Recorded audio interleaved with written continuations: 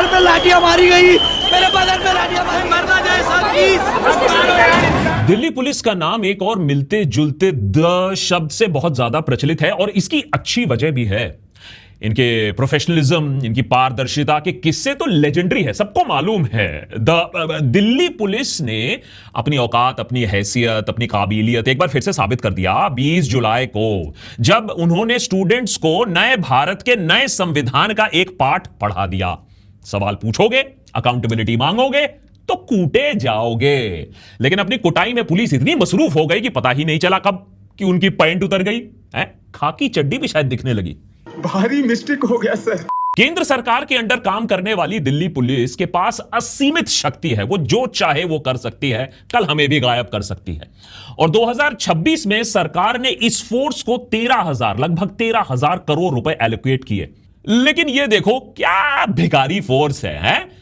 Police वाला चप्पल में crowd control कर रहा है, स्टूडेंट्स की पिटाई कर रहा है? यूनिफॉर्म के पैसे नहीं है, जूते के पैसे नहीं है, सस्ता हेलमेट और हाथ में 500 रुपए का पॉलीकार्बोनेट का केन पकड़ा कर रख दिया। छे छे छे छे छे, कहां गया इतना सारा पैसा? Nation wants to know. Editor आग लगा देना नीचे ज्यादा। चप्पल छाप पुलिस फोर्स बनाकर रखी है और रैपिड एक्शन फोर्स की भी हालत कुछ ज्यादा अच्छी नहीं है। यूनिफॉर्म इतनी थर्ड ग्रेड है कि नेम टैग नहीं चिपकता है।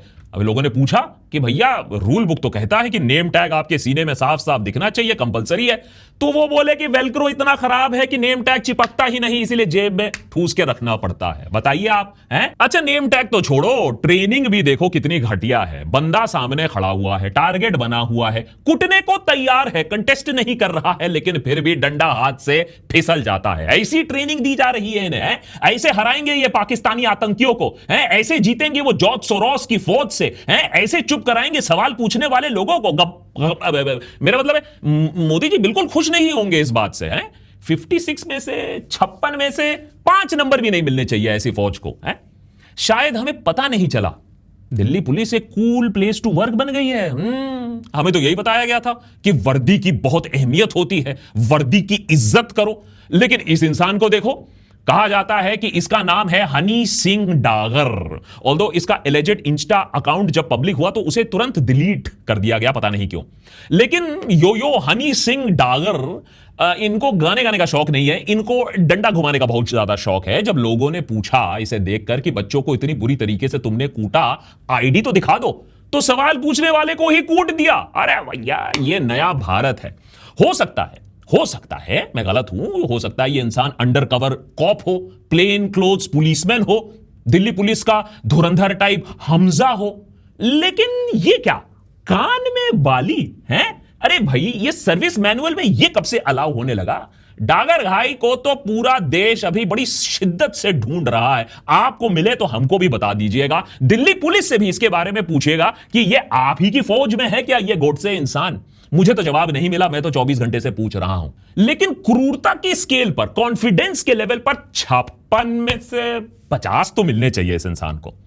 अच्छा वर्क फ्रॉम होम कोविड काल के बाद बहुत प्रचलन में रहा, बहुत लोगों ने वर्क फ्रॉम होम किया। हो सकता है कि दिल्ली पुलिस ने भी कोई नया स्कीम लगाया हो, वर्क फ्रॉम होम ड्रेस वाला स्कीम।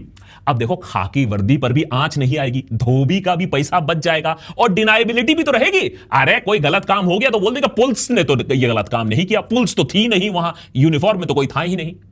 इस टाइम पर देखिए टिमटिमाते हुए लाल टी शर्ट पर इस प्राणी को देखिए, मैन यू का टी शर्ट पहना हुआ है। लग रहा है कि दिल्ली पुलिस ने फीफा फाइनल्स के बीच में ड्यूटी पर बुला लिया हो और इसी बात पर यह कमबख्त कॉकरोचों से बहुत ज्यादा नाराज है, उन्हें कूटना चाहते हैं। वैसे तो पुलिस वाले किसी से डरते तो नहीं है, लेकिन ये सारे चोमू टाइप लोग आप नोटिस करोगे या तो मुंह पर हैंकरचीफ लगाए हुए हैं या कैमरा से मुंह छुपाते हुए भाग रहे हैं। दिल्ली पुलिस में भर्ती होना इतनी शर्म की बात कब से हो गई भाई? इस चूजे को देखो, इसकी शक्ल से लग रहा है कि ये तो वहां होना ही नहीं चाहता है, या इसमें इतनी बुद्धि है कि वो समझ चुका है कि वो बहुत बुरी तरीके से फंसने वाला है। हर तरीके से कैमरा चालू हो चुका है, वो उसकी शक्ल कैमरा पर कायद हो चुकी है और जबरदस्ती लग रहा है इसे यहां भेजा गया। हो सकता है पापा मम्मी के प्रेशर से भी भेजा गया हो। और इसकी दाढ़ी देखिए, अब बियर्ड रखने के लिए दिल्ली पुलिस से आपको स्पेशल परमिशन लेनी होती है, वजह बतानी होती है, तो धर्म का कारण है, स्किन इरिटेशन है, और उसे अब वेल ग्रूम्ड आपको रखना पड़ता है। लेकिन देखिए कैसी अंटे शंट दाढ़ी बनाकर रखी है। और यूनिफॉर्म भी अगर आपको मुफ्त में पहनना है, अरे तो ठीक से कॉपी तो कर लो यार। हमारे देश में कॉपी तक हम ठीक से नहीं कर पाते, फिर चीनियों का हम मजाक उड़ाते हैं।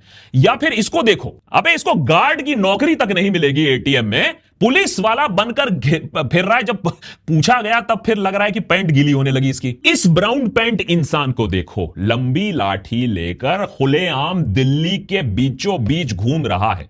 भाई दिल्ली पुलिस शाखा वाली लाठी स्टैंडर्ड इक्विपमेंट का हिस्सा बनाने वाली है, हमें तो यह खबर नहीं मिली है। Delhi police ji please clarify करिए। और डागर का ब्राउन पैंट, इस इंसान का ब्राउन पैंट, ये चल क्या रहा है? अगर यह दिल्ली पुलिस से नहीं है तो यह कहां से है? आपको पता है तो कमेंट्स में जरूर बताइएगा। मुझे बड़ा मन है कि इनको दिल्ली पुलिस मेडल के लिए नॉमिनेट किया जाए। दरअसल इनका आइडिया जो है आप देख रहे हो, और जो हमने 20 तारीख को दिल्ली में देखा, वो कोई नया नहीं है। 100 साल पहले हिटलर जब जर्मनी पर कब्जा जमाना चाहता था तो उसने एक सहारा लिया ब्राउन शर्ट्स का। ब्राउन शर्ट्स एक मिलिशिया थे, इनकी अहम भूमिका रही थी हिटलर को पावर में चढ़ाने और वहां रखने के लिए। ब्राउन शर्ट्स पुलिस के साथ साथ एक पैरेलल सिस्टम बन गया था जर्मनी में। लोगों को गायब करना, लोगों को धमकाना, डर्टी वर्क्स डिपार्टमेंट सारा काम यही करते थे। वही फॉर्मूला आज 100 साल बाद हम दिल्ली के बीचों बीच देख पा रहे हैं। बस शर्ट यहां ब्राउन नहीं है, पैंट ब्राउन है, हो सकता है चड्डी भी ब्राउन हो सकती है, लेकिन काम वही हो रहा है। जो पुलिस काम नहीं करना चाहती है, जो काम रिकॉर्ड पर ना जाए, उसको ये लोग करते हैं। दिक्कत ये हो गई कि डिजिटल इंडिया में इतने सारे मोबाइल कैमरास हैं कि इनका भांडा फूट रहा है। लेकिन नया चीज यहां भी नहीं है। याद रखिए 2020 में जेएनयू पर जबरदस्त हमला होता है। बाहर से लोग आते हैं, कैंपस में कोहराम मचा देते हैं, सर फोड़े जाते हैं, कैंपस में तोड़फोड़ की जाती है। और इस सब में एक लीडर थी, ये औरत अपना चेहरा छुपाने की कोशिश करती है, लेकिन बाद में पता चलता है कि ये दौलत राम कॉलेज से छात्रा हैं, आरएसएस अफिलिएटेड अखिल भारतीय विद्यार्थी परिषद या एबीवीपी की मेंबर हैं। कोमल शर्मा का जेएनयू में कोई काम ही नहीं था, लेकिन कोमल जी आ गई अपने एजेंडे के वजह से, उनको वहां भेजा गया था। मजे की बात यह है कि कोमल शर्मा का यह वीडियो एविडेंस होने के बावजूद, आई विटनेसेस के स्टेटमेंट्स के बावजूद पुलिस इन्हें ढूंढ ही नहीं पाई। सोचिए डॉन कितनी बड़ी है कि पुलिस इन्हें ढूंढ ही नहीं पाई। 6 साल निकल चुके हैं, इनको कभी सजा नहीं मिली है।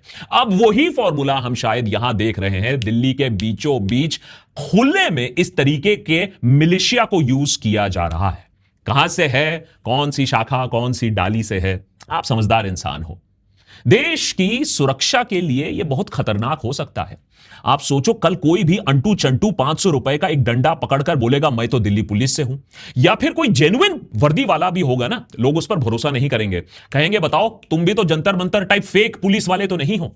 24 घंटों से दिल्ली पुलिस ने इसके बारे में कोई खुलासा नहीं किया है, कोई क्लैरिफिकेशन नहीं दिया है कि ये इंसान कौन थे। इस बात पर कोई ज्यादा डिबेट नहीं है कि दिल्ली पुलिस के साथ बाहरी ताकतें थीं, लेकिन वो तो जेएनयू, वो तो जामिया, वो तो सीए टाइम पर भी थी। जो जानते हैं वो इस बात को मानते हैं। लेकिन इस बार अलग ये लगा देखकर, जो फुटेज हमने पिछले 24 घंटों में खंगाला है, कि ये लोग पुलिस को कंट्रोल कर रहे थे। ऐसा नहीं कि ये पुलिस के साथ थे, जहां जहां ये जा रहे थे पुलिस उनकी सुरक्षा कर रहे थे, पुलिस उनकी बात मान रहे थे। तो या तो ये सच में अंडरकवर ऑफिसर्स हैं और इतने हाई प्रोफाइल स्पाइज हैं कि दिल्ली पुलिस हमें बता नहीं रही है, या दिल्ली पुलिस अब ऑर्डर्स शाखा पर बैठे लंगूरों से लेने लगी है। यह बात जानना इसलिए भी जरूरी है क्योंकि सरकार का जो नैरेटिव था इस बात पर निर्भर था कि जो जंतर मंतर पे हुआ वो कॉकरोच जनता पार्टी द्वारा पत्थरबाजी का नतीजा था। पुलिस कुछ नहीं करने वाली थी, वो तो पत्थराव हुआ तब जाकर यह बर्बरता की गई। मोदी सरकार देश में नॉर्थ कोरिया वाला काम करना चाहती है। भैया मैं तो करूंगा जो करना चाहता हूं, लेकिन दिक्कत यह है कि दुनिया के सामने वो नॉर्वे वाली डेमोक्रेसी भी दिखाना चाहती है कि हम तो मदर ऑफ डेमोक्रेसी है। इसीलिए पत्थरबाजी का नैरेटिव सक्सेसफुल होना बहुत जरूरी था। पुलिस की गलती नहीं है, कॉकरोच जनता पार्टी ने पत्थरबाजी की, हमने तो सिर्फ रिस्पॉन्ड किया। और देखिए हमारे लोग घायल हो गए। कितने क्रूर स्टूडेंट्स हैं ये, जरूर पाकिस्तान से आए होंगे। हमने पिछले एपिसोड में दर्शाया था कि कैसे सुबह के 5 बजे बजे 20 तारीख को सुबह 5 बजे से पहले ही एक पत्थर भरा ट्रक जंतर मंतर पर आ पहुंचता है।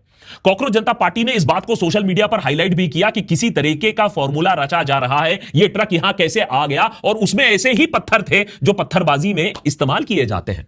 कहा जाता है कि प्लान का किसी तरीके से जो खुलासा हो गया, सोशल मीडिया पर बात फैल गई, तो पुलिस ने अपने जो पैतड़े थे या जिन्होंने ये सारी चीजें प्लान की थी, उन्होंने प्लान थोड़ा सा चेंज किया। तो पत्थरबाजी हुई बाद में भी, और कई आपके पास विजुअल मिलेंगे जहां पुलिस पत्थरबाजी कर रही है, और कुछ विजुअल्स आपको दिखेंगे जहां कपड़े में फेस को ढककर नौजवान भी पत्थरबाजी करने की कोशिश कर रहे हैं, पुलिस का वैन तोड़ रहे हैं जिसे वहां पोजीशन किया गया था। ये नौजवान कौन थे? क्या वो प्रोटेस्ट साइट में पहले से थे? क्या ये कॉकरोच जनता पार्टी से जुड़े हुए थे, या फिर उन्हें वहां अराजकता फैलाने के लिए लाया गया था? पुलिस के पास सीसीटीवी रिकॉर्ड्स हैं, सच साबित करना उनके लिए मुश्किल नहीं होगा, लेकिन मुझे नहीं लगता है कि पुलिस इंटरेस्टेड है कि सच साबित कर दिया जाए। अब नकली पुलिस जब आ सकता है तो क्या नकली पत्थरबाज और प्रोटेस्टर्स आ नहीं सकते हैं? और ये देखो पत्थरबाजों का सच। पुलिस ऑफिसर गर्मी और उमस से बेहोश हो जाता है तो स्टूडेंट प्रोटेस्टर्स उसी को हवा कर रहे हैं जो इंसान उनको 2 मिनट पहले कूट रहा था। अगर इस सब के बाद भी आपके दोस्त, आपके रिश्तेदार कॉकरोच जनता पार्टी पर पत्थराव का पूरा ब्लेम लगा रहे हैं और सरकार की तरफ से यह एक्सपेक्ट नहीं कर रहे हैं कि वो नैरेटिव चला रहे हैं, तो अपने दोस्त तो बदल लो, रिश्तेदार आप बदल नहीं सकते हो।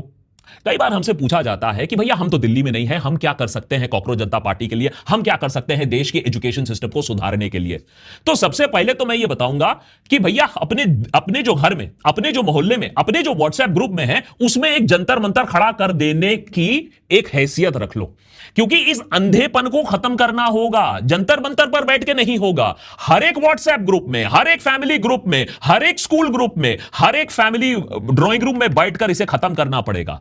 वही पापा, चाचा, दादा जो अंधे हो गए हैं, अगर उनके आंखों में थोड़ी रोशनी ले आओगे ना, उनका मोदिया बिंद खत्म कर दोगे, तो क्रांति से कम कुछ नहीं है। सच तो यही है कि पुलिस ने बहुत बड़ी गलती कर दी। कॉकरोच जनता पार्टी का जो विरोध होने वाला था, जितने लोग आने वाले थे, उसे सही से वो आंक ही नहीं पाए। पता नहीं हमारी इंटेलिजेंस ब्यूरो कर क्या रही है, क्योंकि यही सब तो काम में स्पेशलाइज करते हैं उन लोग। उन्हें लगा था 12 बजे तक सारा खेल खत्म हो जाएगा। क्यों बोल रहा हूं? ये इसलिए क्योंकि मोबाइल फोन सर्विसेज को सस्पेंड करने का ऑर्डर 12 बजे तक के लिए उन्होंने पहले लिया था। फिर उस दिन शाम दोपहर को आनंद फानंद में उन्होंने कहा नहीं 6 बजे तक हम पूरा सस्पेंशन की मांग करते हैं, in the interest of public safety and averting public emergency. वो पहले नहीं था, ये सडनली पब्लिक इमरजेंसी 12 बजे के आसपास उनको नजर आई। प्रोपेगेंडा चलाते चलाते सरकार भूल ही गई है कि पुलिस कैसे काम कर सकती है। चलो मान लेते हैं कि सरकार डर गई, चलो मान लेते हैं कि पार्लियामेंट से लोगों को पीछे आपको ढकेलना था। भाई पार्लियामेंट पर तो कूच नहीं हो सकता है, लेकिन किस मदर ऑफ डेमोक्रेसी में इस तरीके का पुशबैक जायज है, या इस तरीके का पुशबैक होता है, या इस तरीके का क्राउड कंट्रोल होता है? आप मुझे बता दीजिए कौन सी टॉप जीडीपी नेशन में ऐसा काम किया जाता है। अगर 20 जुलाई के दृश्य देखकर आपका मन विचलित हो रहा है तो जान लीजिए कि आप अकेले नहीं हैं, और शायद आप उन लकी लोगों में से हैं हमारे देश में जिनमें मानवता, ह्यूमैनिटी थोड़ी सी बची हुई है। मेरे पास भी कल बहुत सारे मैसेजेस आ रहे थे। कल रात तो 3 बजे तक जगकर इन्हीं पिक्चर्स को मैं देख रहा था, बार बार सोचने की कोशिश कर रहा था कि हम युगांडा वाले ईडी अमीन के जमाने में कैसे आ गए हैं। क्या ये पुलिसिंग किसी एंगल से हो सकती है? ये तो साफ साफ गुंडा राज चल रहा है, जहां लड़कियों के प्राइवेट पार्ट्स में पुलिस डंडा घुसेड़ रही है और बोलने वाला, चेक करने वाला, पनिश करने वाला कोई नहीं है। जहां पुलिस जानबूझकर लाठी ला रही है जिसमें कील लगे हुए हैं, बच्चों को कील वाली लाठी मार रहे हो। ये तो चाइना के साथ हम ऐसा काम करते हैं कि कील वाली, कांटे वाली लाठी ले जाते हैं। सोचो राजधानी के बीच में यह सब चल रहा है, जब पुलिस को मालूम है कि अनगिनत कैमरास रोल कर रहे हैं। सोचिए पुलिसिंग की क्या हालत होगी पूरे देश भर में। मैं मणिपुर और कश्मीर की तो बात ही नहीं कर रहा हूं, वो तो छोड़ दीजिए, उसकी तो हम कल्पना ही नहीं कर सकते हैं। ये नए भारत में ये जनरल डायर का राज लेकर आए हैं हम क्या? ठीक है, आपको संसद से लोगों को पीछे ढकेलना है, अपनी नौकरी आपको प्यारी है, बहुत पावर के साथ आता है, लेकिन 100 लोगों को अस्पताल पहुंचा दिया आपने, जिसमें एक लड़की अभी वेंटिलेटर पर है। लड़कों और लड़कियों को इतनी बुरी तरीके से आपने मारा है कि वो सड़कों पर बेहोश पड़े हुए हैं। अरे ये लोग तो आज तक प्रोटेस्ट में नहीं आए थे, तो इतने प्रोफेशनल कहां से हो गए? ये क्या ट्रेनिंग लेकर आए थे क्या जॉर्ज सोरोस से प्रोटेस्ट करने के लिए? बच्चा हाथ जोड़ रहा है, पैर पड़ रहा है, लेकिन साले इन जल्लादों को कुछ भी रहम नहीं आया। इनके घर में बच्चे नहीं है क्या? वैसे मैं कर्मा में बहुत यकीन रखता हूं और एक दिन मैं जानता हूं कि पूरे देश की युवाओं की जो हाय है इन लोगों को लगेगी, इन जल्लादों को लगेगी, अच्छे से लगेगी। सरकार स्टूडेंट्स को कीड़े मकोड़े समझता है। आप इस बात से भी अंदाजा लगा सकते हो कि जो टीयर गैस इस्तेमाल किया गया, पहले तो इस्तेमाल करना ही नहीं था, जो इस्तेमाल किया भी गया वो एक्सपायर्ड था। यार क्या जलालत है यार। एक्सपायर्ड टीयर गैस खतरनाक तरीके से फटते हैं, उनके अंदर जो केमिकल्स हैं वो एक खतरनाक रूप इख्तियार कर लेते हैं जिससे परमानेंट डैमेज हो सकता है। और इसीलिए बहुतों की हालत कल काफी खस्ता थी क्योंकि पुलिस पुशबैक नहीं कर रही थी, वो मार डालने के लिए हमला कर रही थी। वो तो शुक्र है नितिन गडकरी जी का। अरे आजकल उनके चलते ना रस्तों में पॉटहोल्स बहुत फैशनेबल हो गया है, तो लोग क्या कर रहे थे, टीयर गैस शेल्स को उठाकर पॉटहोल में डाल रहे थे। बारिश हुई थी तो उसमें पानी था। वाह नितिन गडकरी जी, आपने बचा लिया। क्या सोचा था आपने? अगर कोई डेमोक्रेटिक देश होता ना, वर्किंग डेमोक्रेटिक देश होता, तो इस पूरे बर्बरता पर डिटेल तरीके से जांच होती, इंक्वायरी कमीशन बैठती, जो फर्जीवाड़ा लोग आए थे उनको पकड़ा जाता। लेकिन जो अब हो रहा है उससे सरकार को कोई फर्क तो पड़ता नहीं है, और आक्रोश जो हुआ है सरकार सोच रही है 2 दिन में बैठ जाएगी। लेकिन शायद यही एक फर्क है इस प्रोटेस्ट में। 2 दिन में बैठने वाला यह आक्रोश नहीं है। 2 दिन में तो प्रोटेस्ट खत्म हो जाना था, वो नहीं हुआ। तो खामोश अब जनता नहीं रही है, जनता को दिख रहा है सरकार का बर्बरता, सरकार का झूठ अब साफ दिखने लगा है। ये आवाज शायद अब गूंजेगी। पुलिस वालों को देख रही हूँ, यूपीएससी की प्रिपरेशन कर रही थी, अब मन नहीं कर रहा। हम लोग कोई डाकू है क्या? डाकू नहीं है, शिक्षक है हम लोग। मुझे एक पुलिस वाली कह रही जल्दी ले जा वरना थाने में ले जाके नंगा करके मारेंगे तुझे। एजुकेशन ने मेरा जीवन बनाया, सबको ये मौका मिलना चाहिए। मैं आज नहीं डर सकती। सरकार के इस ढीठ रवैये से एक चीज जरूर हुई है, एक बटे हुए विपक्ष को साथ आने का एक और मौका मिला है। कांग्रेस जो कॉकरोच जनता पार्टी से अपनी दूरी बना रही थी, क्योंकि वाजिब है, कांग्रेस सोच रही थी कि उसने भी नीट लीक को लेकर काफी ज्यादा प्रदर्शन किया है, 50 से ज्यादा प्रदर्शन किए हैं, यह बात सच है। लेकिन आज राहुल गांधी प्रधानमंत्री के घर के सामने आ धमके वहां प्रोटेस्ट किया, स्टूडेंट्स पर जिस तरीके से एक्शन लिया गया है उसके खिलाफ। और वहीं कांग्रेस सेवा दल, उनके लोगों ने जंतर मंतर पर जाकर खाना पहुंचाया। पहले से ही याद रखिए, समाजवादी पार्टी, आम आदमी पार्टी जैसे पार्टी कॉकरोच जनता पार्टी का समर्थन भी करते आए हैं। अगर ये एकता बढ़ी, जहां कॉकरोच जनता पार्टी ने भी इशू बेस्ड सपोर्ट दिया इन पार्टीज को, और एजुकेशन के मुद्दे पर और धर्मेंद्र प्रधान के मुद्दे पर ये एक साथ आ गए, तो कहीं ना कहीं सरकार को गोबर ये खिला सकते हैं, सरकार की जो हेकड़ी है उसे तोड़ सकते हैं। ये जो कॉन्फिडेंस है कि हमारे सरकार में तो कोई इस्तीफा नहीं देता है, वो तो यूपीए दिया करती थी, हम तो सुपर नेचुरल नॉन बायोलॉजिकल हैं। ऐसा नहीं है कि कॉकरोच जनता पार्टी के पास भी कोई भारी फंडिंग है या कोई बड़ा सा प्लान है। कल रात तक तो प्रोटेस्ट खत्म भी हो चुकी थी, लेकिन देखो ना प्लान था, इतना सारा बारिश था, पुलिस का डंडा था, लेकिन तब भी लोग आते गए और फिर से जंतर मंतर पर स्टेज खड़ा हो जाता है। इस तरीके से लोगों का सपोर्ट मिलना यह कोई चमत्कार से कम नहीं है हमारे देश में। दूसरे शहरों से लोग जोमैटो पर ऑर्डर दे रहे हैं कि जंतर मंतर पर जाकर खाना डिलीवर कर देना। इस तरीके की चीजें मैंने तो खबरों में कभी नहीं पढ़ी है, सालों से कवर करते आया हूं। गुरुद्वारा के दरवाजे खोले जा रहे हैं, और इसीलिए मैं कहता हूं देश में अभी भी अच्छाई बाकी है। गोडसे का टेकओवर पूरा नहीं हुआ है। This India is worth fighting for. देश की राजधानी में 20 जुलाई को जो मचा, उसकी गूंज पूरे दुनिया में 24 घंटे के अंदर अंदर सुनाई दे रही है। अंतर्राष्ट्रीय अखबारों में मदर ऑफ डेमोक्रेसी के नजारे छापे जा रहे हैं। कुछ नजारे आप भी देख लीजिए।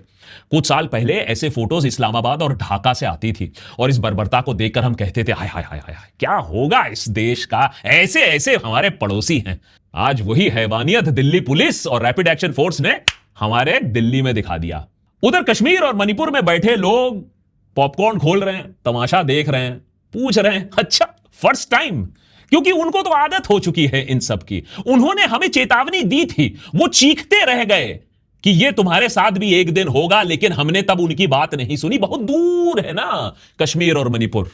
लो आ गई, पुलिस आ गई, वही तरीके आ गए, वही डंडा आ गया, वही टीयर गैस शेल्स आ गए। कल पैलेट गन भी आ जाएगा, गारंटी देकर बोल रहा हूं। अब चुप बैठोगे तो कल पैलेट गन भी खाओगे, यह देशभक्त की आपको गारंटी है। उन्होंने हमें बताया था कि नए भारत में सावधान रहना, क्योंकि मालूम नहीं कौन तुम्हें पीटने वाला है, पुलिस वाला पीटने वाला है या शाखा का कोई इंसान पीटने वाला है, और इंसाफ तो तुम्हें मिलने वाला है नहीं। लेकिन दिल्ली में एक चमत्कार जरूर हुआ है। आंसू गैस खाने के बाद, कील वाली लाठी से पिटने के बाद, लातों का सेवन करने के बाद ये कमबख्त साले कॉकरोच फिर से वापस आ जाते हैं जंतर मंतर पर। गुंडों की बर्बरता और बारिश का सामना किया इन्होंने, लेकिन पीछे नहीं हटे, वापस आ गए। कहते हैं कि न्यूक्लियर बॉम्ब धमाके के बाद सिर्फ दुनिया में कॉकरोच बचेंगे। चलो, ये तो कुछ चप्पल छाप पुलिस वाले थे। सोनम वांगचुक को कंबल में लपेट कर ले गए, सोचा प्रोटेस्ट खत्म हो जाएगा। स्टूडेंट्स को कूट दिया, सोचा सब घर चले जाएंगे। स्टोन पेल्टिंग का नैरेटिव चलाने की कोशिश किया, सोचा कि देशवासी तो वैसे में ही मूर्ख है, सोई हुई जनता है, ये नैरेटिव को भी मान लेंगे। लेकिन इन तीनों केसेस में सरकार को गोबर खाना पड़ा है। पिछले 24 घंटों में जंतर मंतर में फिर से वही नजारे हमें दिखने को मिल गए। 12 साल से जो नजारे अब हम देख रहे हैं, 12 साल की बेहतरीन मोदी का प्रोपेगेंडा का नाश हो रहा है। हाल इतने बुरे हो गए हैं कि करियर भक्त, अरे मैंने जिनकी रोजी रोटी सरकार का पिछवाड़ा चाटने में निर्भर होता है, वो भी इस हैवानियत को जस्टिफाई नहीं कर पा रहे हैं। गोदी मीडिया जो सरकार के इशारे पर मुजरा करती आई है, उसे सुनने वाला कोई नहीं रह गया है। शायद 12 साल में पहली बार ऐसा हुआ है कि जनता का ये जो सोया हुआ जमीर है, वो जगने की कोशिश कर रहा है। माइंड यू, मैं ये नहीं कह रहा हूं जग गया है, जगने की कोशिश कर रहा है। मैं आपसे एक ही चीज रिक्वेस्ट करूंगा कि यार कभी ना कभी तो एक टर्निंग पॉइंट आता है। मेरे लिए वो टर्निंग पॉइंट आ गया। मैं पहले सोचता था नहीं यार बहुत बोलते हो, लिव एंड लेट लिव। तो मैंने सोचा कि भाई मैं क्या कर सकता हूं कंट्रीब्यूशन, तो मैं आज ही बता देता हूं आपको मेरा कंट्रीब्यूशन क्या है, क्योंकि ये मेरी हैसियत है, मैं इतना कर सकता हूं। जिस तरीके से गोदी मीडिया ने फिर से अपना गंदापन दिखाने की कोशिश की है, चाहे वो मेरे पुराने दोस्त हों या यार हो, अब उनके पीछे में आने वाला हूं, उनको एक एक करके एक्सपोज करने वाला हूं। और आप चाहे कॉकरोच जनता पार्टी को सपोर्ट करो या ना करो, कुछ तो बोलो, speak up. Germany, Netherland, Canada, London में लोग बात कर रहे हैं। अब चुप बैठने का समय नहीं है, बोलने का समय आ गया है। Please find your spine and find your voice. जय हिंद।